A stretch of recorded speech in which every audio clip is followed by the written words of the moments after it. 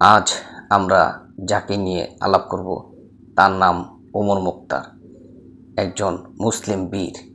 জীবনের শেষ দিন পর্যন্ত নিজ মাতৃভূমির জন্য লড়াই করে গেছেন। 1931 সালে ইটালীয় সরকার তাকে গ্রেপ্তার করেন এবং ফাঁসিতে ঝুলিয়ে তার মৃত্যুদণ্ড কার্যকর করেন। টক উইথ জামাল পেজের সাথে সম্পৃক্ত থাকুন, সাবস্ক্রাইব দিয়ে পাশে থাকুন। চলুন আমরা আজকে এই বীরকে নিয়ে আলোচনা করব। ওমর মুখতার 1858 সালে শ্রীলঙ্কায় ঝাঞ্চুর গ্রামে জন্মগ্রহণ করেন। তখন এটি ইটালীয় উপনিবেশিক হিসেবে অন্তর্ভুক্ত ছিল। ছোটকালেই তিনি তার বাবা মাকে হারান। তারপর এক স্থানীয় মাদ্রাসায় তিনি লেখাপড়ার হাতেখড়ি দেন। 1912 সাল থেকে শুরু করে প্রায় 20 বছর তিনি ইটালীয় সরকারের বিরুদ্ধে লড়াই করে যান নিজ মাতৃভূমিকে মুক্ত করার জন্য। ইটালীয় সরকারের ঘুম হারাম হয়ে যায়, কারণ মরু অঞ্চলের যুদ্ধ কৌশল বা যুদ্ধের যে প্রণালী তা ওমর মুখতারের ভালোই জানা ছিল।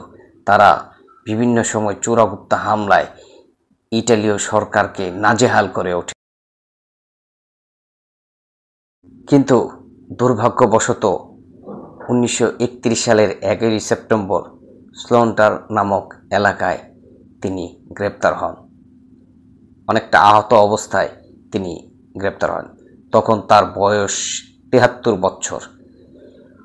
অনেকে ধারণা করেন যে স্থানীয় কিছু লোক পুরস্কারের আশায় তাকে ধরিয়ে দেন। যাই হোক, তারপর ইটালীয় সরকার তাকে ফাঁসিতে ঝুলিয়ে তার মৃত্যুদণ্ড কার্যকর করেন।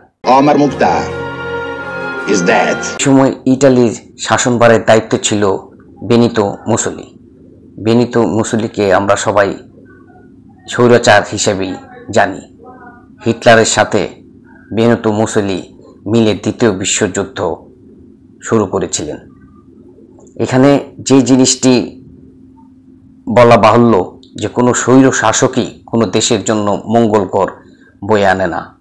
জনগণ কখনোই স্বৈর শাসক পছন্দ করে না।